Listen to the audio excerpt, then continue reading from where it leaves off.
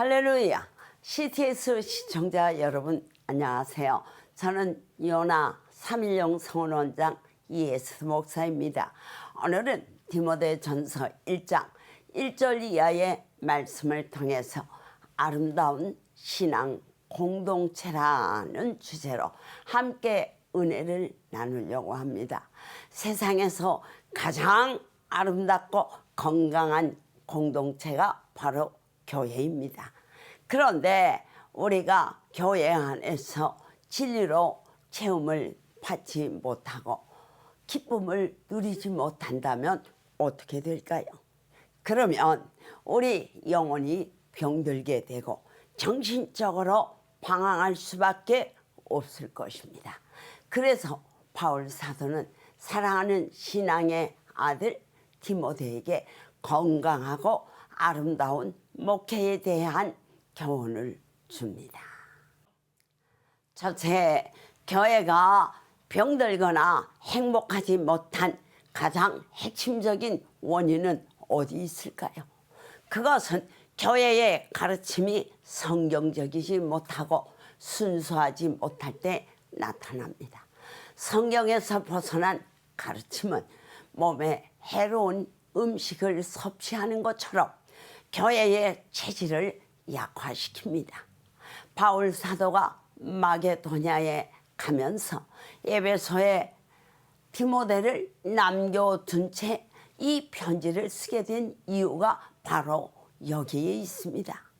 에베소 교회에 건강하지 못한 가르침이 파고 들어와서 유행하고 있었기 때문입니다.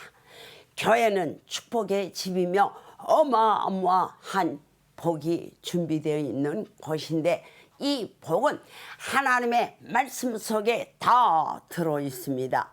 그래서 이 복을 관리하는 교회의 목회자는 엄청난 복을 캐내어서 성도들에게 나눠주는 일에 충실해야 합니다.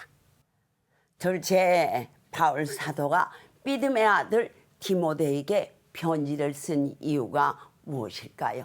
사실 디모데는 마치 이삭이 아브라함의 복을 상속받았듯이 바울의 복을 상속받은 자라고 할 수 있습니다. 사도가 예수님을 우리의 소망이라고 표현한 것은 예수 그리스도 안에 우리의 모든 복이 다 들어있다는 뜻입니다.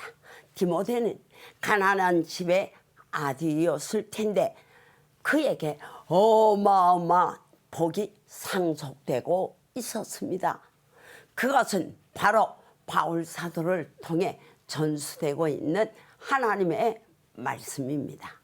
그런데 놀라운 것은 최근에 교회 안에서 이 복을 도둑질하려는 자들이 있다는 사실을 발견하고 바울이 이 위기를 매우 심각하게 여겼던 것으로 보입니다.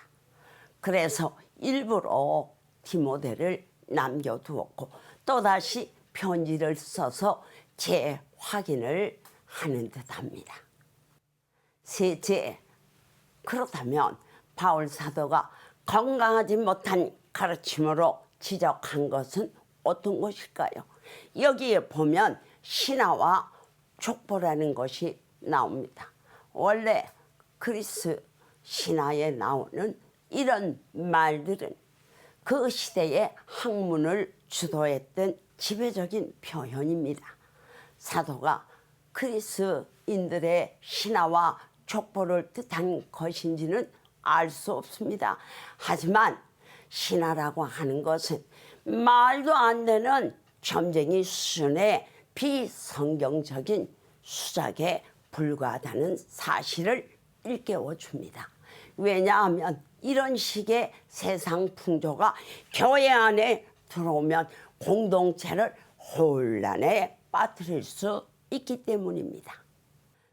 그리고 율법의 교훈을 잘못 이해하는 것도 건강하지 못한 가르침이 될 수 있다는 것이지요. 율법도 복음이고 하나님의 말씀인데 하지 말라는 부정의 표현이 우리의 삶을 제안하는 것처럼 보입니다. 그렇지만 이것은 모두 다 바로 믿고 서로 사랑하고 열심히 수고해서 아름다운 생활을 하려는 긍정의 뜻을 내포하고 있습니다. 그래서 바울 사도는 율법은 사람이 그것을 적법하게만 쓰면 선한 것이라고 말씀합니다.